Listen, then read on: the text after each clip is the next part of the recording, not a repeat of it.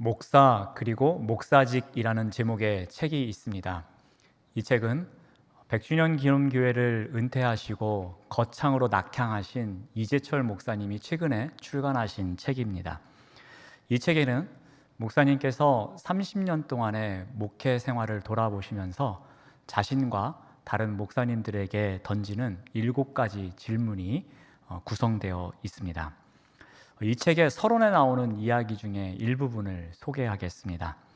목사님께서 해인사에 있는 계곡 옆 자리 잡은 어느 찻집에 들리셨다라고 합니다. 50대의 찻집 주인은 해인사 마을에서 태어나고 그곳에서 자란 여성이었다라고 합니다. 해인사 마을에서 오랫동안 살아온 찻집 주인은 많은 스님들의 일화를 알고 있다고 합니다. 그래서 목사님께서 여쭈어 봤다고 합니다. 요즘 스님들은 어떠세요? 이 질문에 대해서 이렇게 답변하더랍니다. 요즘 중 냄새 나는 스님이 어디 있나요? 라고 답하더랍니다. 중은 속세를 떠난 수행자를 말합니다. 그러므로 중한테는 속세의 냄새를 풍기는 속인과는 다른 냄새가 나야 합니다. 이 이야기를 하시면서 이제 목사의 이야기로 넘어옵니다. 목사는 황제의 길이 아니라 주님께서 걸어가신 십자가의 길을 쫓는 사람이다. 그러므로 목사한테는 황제의 길을 쫓는 세상 사람들과는 구별된 전혀 다른 냄새가 나야 한다. 이 시대의 목사들에게는 과연 목사 냄새가 나고 있을까라는 질문을 던지면서 이 책을 시작하고 있습니다.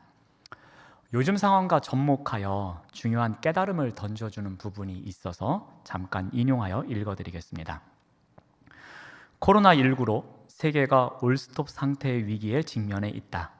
그러나 세계적인 위기는 늘 새로운 세계 질서와 새 시대의 서곡이었다. 교회 역사는 코로나19 이전과 이후로 나눠질 것이다. 그러나 그 어떤 예기치 못한 상황이 전개되든 목사직을 올곧게 수행하는 목사만 끝까지 목사 냄새나는 목사로 살아남을 것이다. 구약시대와 신약시대를 총망라하여 지난 수천 년 동안 그래왔던 것처럼 말이다. 이 부분을 읽으면서 본문에 대해서 다시 생각하게 되었습니다. 목사에게는 세상 사람들과는 달리 목사 냄새가 나야 목사님이라고 부를 수 있습니다. 왜냐하면 목사직에 해당하는 본분을 다할 때 가능하기 때문입니다. 그리스도인에게는 그리스도 냄새가 나야 그리스도인이라고 부를 수 있습니다. 이 또한 그리스도인에게 해당되는 본분을 다할 때 가능한 호칭입니다. 지도자에게는 지도자 냄새가 나야 지도자라고 부를 수 있습니다. 이것은 지도자에게 해당되는 본분에 충실할 때 가능한 일이기 때문입니다. 어느 자리이든지 그 자리에서 맡겨진 본분을 다할 때 본분에 걸맞는 냄새가 나는 법입니다. 그렇다면 오늘 말씀을 통해서 성경에서 말하는 지도자의 본분은 무엇인가 살펴보고자 합니다. 즉, 지도자의 냄새가 어떠한 것인지 한번 살펴보고자 합니다. 먼저 구약 성경에 나오는 각 시대에 요구하는 지도자의 본분이 있습니다. 먼저 출애굽 시대의 지도자에게 요구되는 본분이었습니다. 출애굽 시대를 대표하는 지도자는 모세입니다. 모세에게 주어진 본분이 있었습니다. 그것은 공동체를 향한 목적을 이루는 것이었습니다. 즉, 애굽의 포로로 잡혀있는 백성들을 이끌고 출애굽하는 일과 하나님께서 약속하신 땅 가나안으로 들어가는 것이 모세에게 주어진 본분이었습니다.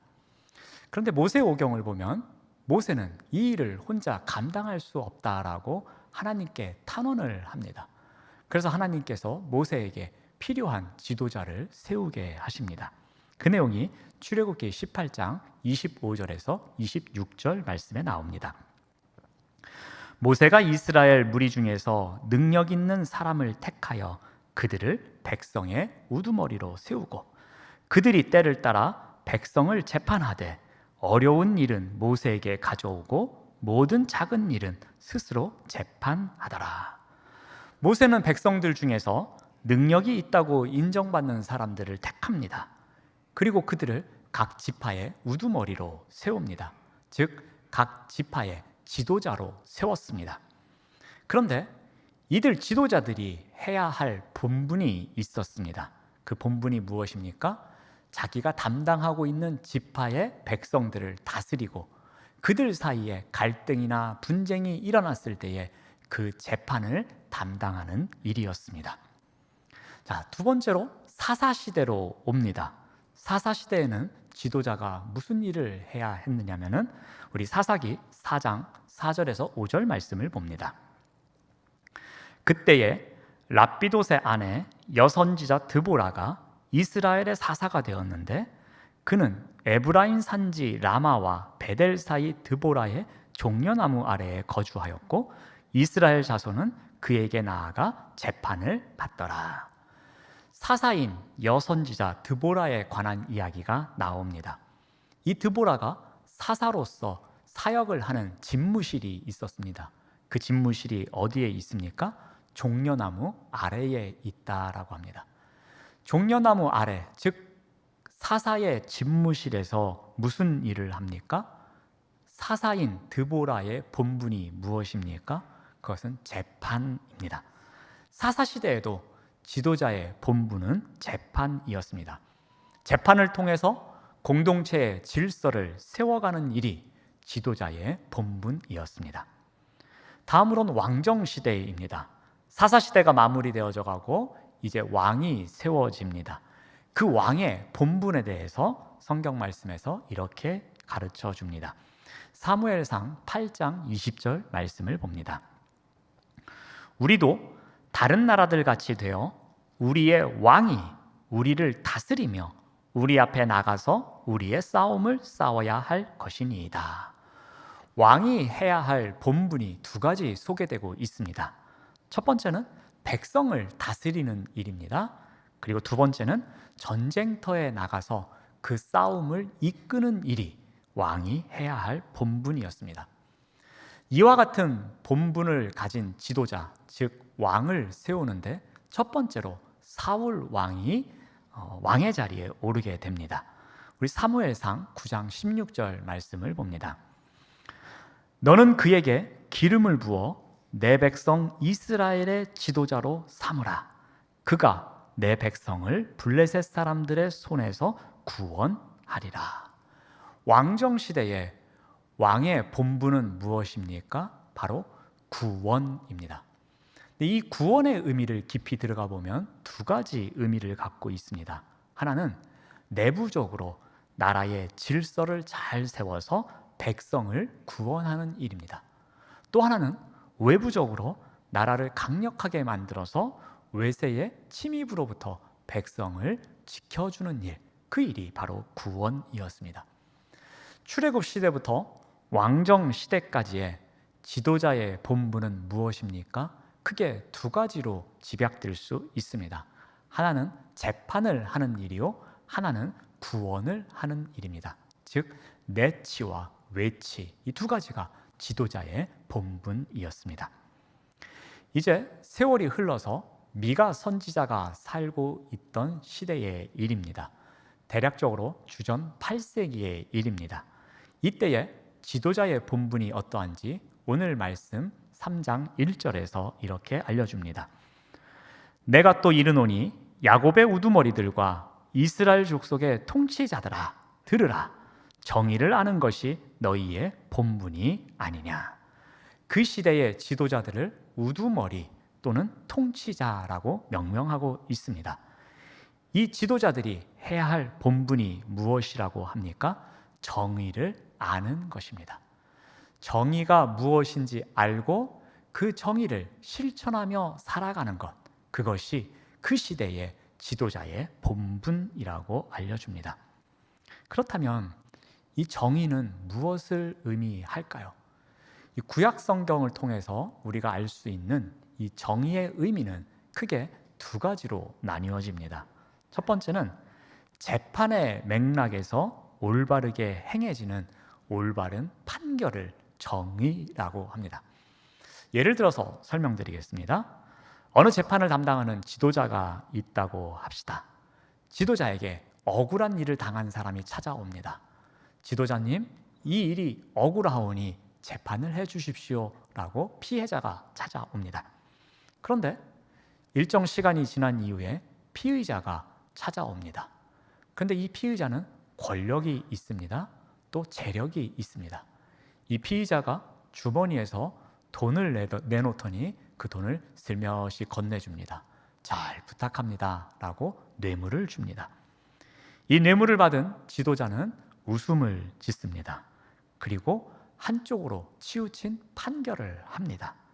이것은 정의롭지 못하다라는 것입니다. 자, 또 하나의 정의의 개념은 구약 성경에서 주어진 그 하나님의 율법, 그 말씀을 올바르게 행하는 것입니다. 정의는 하나님의 언약 백성으로서 지켜야 할 의무를 지키는 것을 말합니다.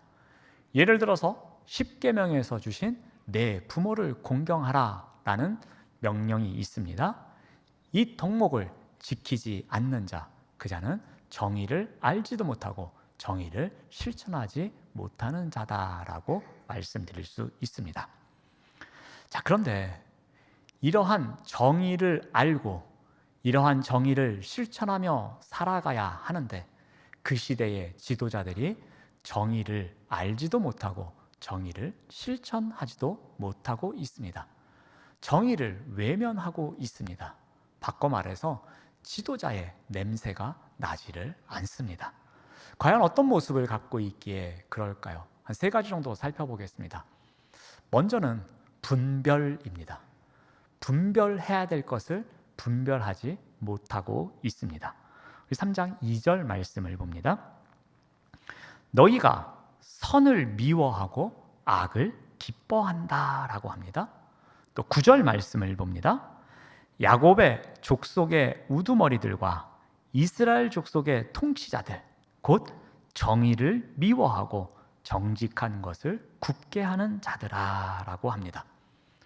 지도자들의 분별을 해야 되는데 분별을 하지 못하고 있다라고 고발하고 있습니다. 기뻐해야 할 것이 있는데 미워해야 할 것이 있는데 그것을 분별하지 못합니다. 선은 기뻐해야 하는 것입니까? 미워해야 하는 것입니까? 당연히 선은 기뻐해야 하는 것입니다. 그런데 지도자들이 선을 기뻐하지 않고 선을 미워하고 있습니다. 악은 기뻐해야 하는 것입니까? 미워해야 하는 것입니까? 당연히 미워해야 하는 것입니다. 그런데 지도자들은 악을 기뻐하고 있습니다. 정의는 기뻐해야 하는 것입니까? 미워해야 하는 것입니까? 당연히 기뻐해야 하는 것입니다. 그런데 지도자들이 정의를 미워하고 있습니다. 소름이 끼칠 정도로 싫어하고 있다라고 말합니다. 또 해야 할 것과 하지 말아야 할 것을 분별하지 못합니다. 백성들이 정직한 삶을 살아갈 수 있도록 도와줘야 되는데 오히려 정직하게 살아가지 못하도록 정직한 것을 굽게 만듭니다. 즉 바른 것을 비틀어서 구부러뜨리고 있다라는 것입니다. 부정적인 마음을 갖도록 가르치고 있다라는 것입니다. 이는 지도자들이 무엇이 선한 것인지 무엇이 악한 것인지 무엇을 해야 되는지 무엇을 하지 말아야 되는지를 분별하지 못하고 있다라는 것입니다. 선을 악하다고 하고 바른 것을 굽어서 악과 선을 분별하지 못하도록 만들고 있다라는 것입니다. 솔로몬의 마지막의 삶이 이래서 비참했습니다. 솔로몬이 이방의 많은 여인을 사랑합니다. 그래서 성경에 기록하기를 후궁이 700명, 첩이 300명이었다라고 합니다. 솔로몬이 나이가 많을 때에 그의 여인들이 솔로몬의 마음을 돌려 세웠다라고 성경은 기록합니다. 즉 이방 신으로 향하게끔 하였다라는 것입니다. 왕의 마음이 그의 아버지 다윗과 같지 아니하였다라고 성경은 기록합니다. 즉 하나님 앞에서 온전한 삶을 살지 못한 것입니다. 분별하지 못한 삶을 살았기 때문에 이러한 모습이 나타난 것입니다. 기뻐해야 할 것과 기뻐하지 말아야 할 것을 분별하지 못했습니다. 해야 할 일과 하지 말아야 할 일을 분별하지 못했기 때문에 일어난 일이었습니다. 두 번째는 오용입니다. 미가서 3장 2절에서 3절 말씀을 봅니다. 내 백성의 가죽을 벗기고 그 뼈에서 살을 뜯어 그들의 살을 먹으며 그 가죽을 벗기며 그 뼈를 꺾어 다시기를 냄비와 솥 가운데에 담을 고기처럼 하는도다. 힘의 오용이 나타나고 있습니다. 지도자에게는 힘이 주어집니다. 그 힘을 부여한 가장 큰 명분은 정의를 지키기 위한 것입니다. 즉 정의를 알고 그 힘을 이용해서 정의를 실천하며 살아가도록 지도자에게 힘이 부여됩니다. 그런데 미가가 살던 시대의 지도자들은 어떻게 합니까? 자신들에게 부여된 힘을 정의를 위해서 살아가는 것이 아니라 자신들의 욕심을 채우는데 힘을 사용하고 있습니다. 그래서 무슨 일이 일어납니까? 그 힘을 통해서 백성들을 착취하고 있습니다. 그 모습을 어떻게 기록합니까? 백성의 가죽을 벗긴다고 합니다. 백성의 뼈에서 살을 뜯어낸다고 합니다. 마치 고기를 삶기 위해서 준비하는 과정과 똑같이 백성들의 것을 강탈하고 백성들의 것을 빼앗는 일을 하고 있다라는 겁니다. 정의를 지키기 위해서 부여된 힘으로 말미암아서 그 힘을 악용해서 그 힘을 오용해서 오히려 백성들의 것을 빼앗는 착취의 삶을 살아가고 있다라는 것입니다. 마치 사자성어의 가렴주구가 생각나는 행동입니다. 엘리 제사장의 아들들이 그러했습니다. 성전에 바쳐지는 예물을 마음대로 착취했습니다. 제사장이라는 힘을 이용해서 하나님께 드려져야 할 예물을 자신들이 착취했던 것이었습니다. 언젠가는 생고기를 내어놓으라고 생떼를 쓰기도 합니다. 성전에서 수종드는 여인들을 괴롭히기도 합니다. 그래서 성경에서는 이 아들들을 불량배라고 기록합니다. 제사장에게 주어진 권력을 오용했기 때문에 성경에 불량배로 기록되는 수치를 당하게 됩니다. 세 번째는 탐욕입니다. 우리 미가서 3장 5절 말씀을 봅니다. 내 백성을 유혹하는 선지자들은 이에 물 것이 있으면 평강을 외치나 그 입에 무엇을 채워주지 아니하는 자에게는 전쟁을 준비하는도다. 이 말씀은 이와 같은 내용입니다. 지도자들의 모습이 정의를 위해서 살아가는 것이 아니라 탐욕을 위해서 살아간다는 것입니다. 즉 자신의 이익을 위해서 살아간다는 겁니다. 자신의 이익을 위해서 평강을 이용합니다. 어떻게 이용합니까? 자신에게 바쳐지는 재물이 넉넉할 때에는 세상이 평강하구나 외친다는 겁니다. 그런데 자신에게 바치는 물질이 떨어집니다. 그러면 사람들에게 이야기합니다. 전쟁이 있을 것이다. 큰 위협이 닥쳐올 것이다. 라고 사람들에게 협박을 합니다. 그러면서 재물을 바치라고 한다는 것입니다. 많은 재물을 바치면 그들이 죄악을 행하던 무슨 일을 하던 하나님께서 무조건 복을 주실 것이다 라는 거짓 평강을 외치고 있다라는 것입니다. 무엇을 위해서요? 탐욕을 위해서 그렇게 하고 있다라는 겁니다. 또 11절 말씀을 봅니다. 그들의 우두머리들은 뇌물을 위하여 재판하며 그들의 제사장은 삭슬 위하여 교훈하며 그들의 선지자는 돈을 위하여 점을 친다라고 합니다. 우두머리들, 즉 지도자들은 재판을 해야 합니다. 근데 그 재판을 어떻게 해야 됩니까? 정의롭게 해야 합니다. 그런데 무엇을 하고 있습니까? 뇌물을 받고 재판을 하고 있습니다. 또 제사장은 어떻게 해야 됩니까? 사람들에게 말씀을 가르쳐야 됩니다. 교훈을 해야 됩니다. 이것이 정의입니다. 그런데 그들이 어떻게 합니까? 삭을 받기 위해서 가르치고 있다라는 것입니다. 또 선지자는 어떻게 하고 있다고 합니까? 미래를 정확하게 이야기해서 사람들에게 예언해 주는 것이 그들의 정의였습니다. 그런데 어떻게 합니까? 돈을 위해서 거짓 예언을 하고 있다라는 것입니다. 무엇 때문에 이렇게 합니까? 정의를 실현하기 위한 것이 아니라 자신의 탐욕을 채우기 위해서 이렇게 살아가고 있음을 이야기합니다. 전에 영락교회 담임하셨던 이명수 목사님께서 부흥에 오셨던 적이 있었습니다. 그때 본인이 영락교회에서 담임 목사 시절에 날마다 이런 기도를 했노라라고 말씀을 하셨습니다. 그 내용이 이러했습니다. 하나님, 한국교회의 지도자가 되려는 욕망에서 해방시켜 주십시오. 인기 있는 목사가 되려는 욕망에서 해방시켜 주십시오. 이러한 기도를 날마다 하셨다라고 합니다. 왜 이런 기도를 하셨을까요? 지도자의 탐욕이 지도자의 본분을 가리우기 때문입니다.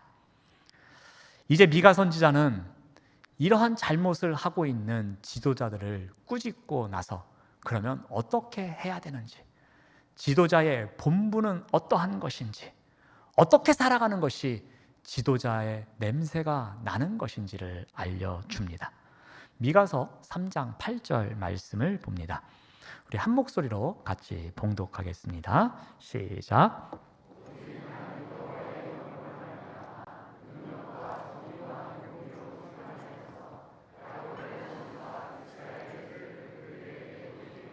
아멘. 미가 선지자는 어떻게 사는 것이 지도자의 본분인지를 이야기하면서 먼저 자신의 결단을 선포합니다. 오직 나는 이렇게 살아가겠노라 라고 얘기합니다. 오직 나는 거짓 선지자들과는 달리, 거짓 지도자들과는 달리, 분별하고 있지 못하는 지도자들과는 달리, 힘을 오용하고 있는 지도자들과는 달리, 탐욕에 빠진 지도자들과는 달리 나는 이렇게 살아가겠습니다 라고 선포하고 있습니다.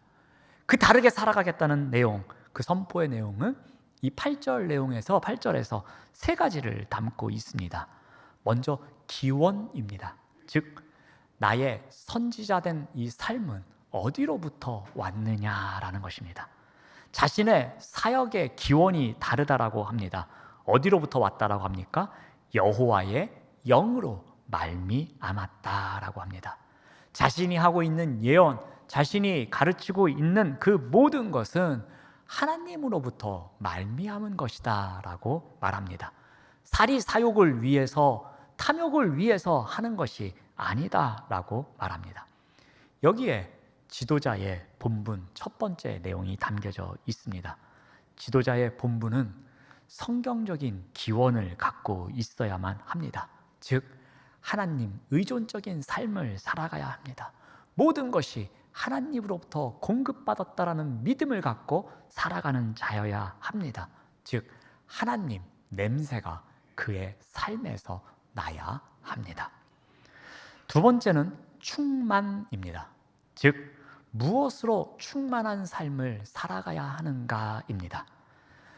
미가 선지자는 정의로 충만하였다라고 이야기를 합니다.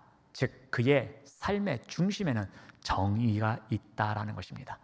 하나님의 성품이 담겨져 있는 그 정의가 내 삶의 기준이라고 이야기를 합니다.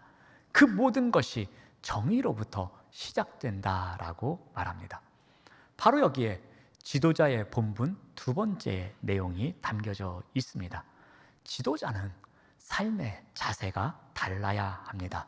즉 정의가 그의 삶의 기준이어야 합니다. 그의 삶의 목표가 되어야 합니다. 그래서 그의 삶을 보면 누구나 납득이 되는 삶을 살아가야 할 것입니다. 세 번째는 의지입니다. 소명을 따르고자 하는 의지를 말합니다. 미가 선지자는 그들에게 보여주겠다라고 합니다. 그들에게 죄가 있는 것을 알게 해주겠다라고 합니다. 자신의 선지자의 소명이 죄가 있는 사람들에게 너 잘못했으니까 깨우쳐라, 회개하라라고 선포하는 일인데 그 소명을 다하겠다라는 것입니다. 이익을 위해서 그 소명을 포기하지 않고 어떤 협박 때문에 그 소명을 포기하는 것이 아니라 그 소명에 충실한 삶을 살아가겠노라 하면서 의지를 선포하고 있습니다. 바로 여기에 지도자의 본분 세 번째 내용이 있습니다. 지도자는 소명을 따라서 충실하게 살아가려는 의지가 있어야 합니다. 눈앞의 이익 때문에 흔들려서는 안 됩니다. 소명의 길을 꿋꿋하게 걸어가려는 의지가 있어야 합니다. 미가 선지자는 지도자의 본분을 다하기 위해서 어떻게 살아가야 하는지 3장 8절 말씀을 통해서 우리에게 알려줍니다. 여호와의 영으로 말미암아 살아가는 신앙인의 자세가 있어야 한다라고 합니다. 즉 그의 삶 속에 하나님 냄새가 나야 한다라는 것입니다. 또한 정의로 충만한 삶을 살아가야 한다라고 합니다. 그래서 누가 보더라도 그의 삶은 납득이 되는 삶을 살아야 한다라는 것입니다.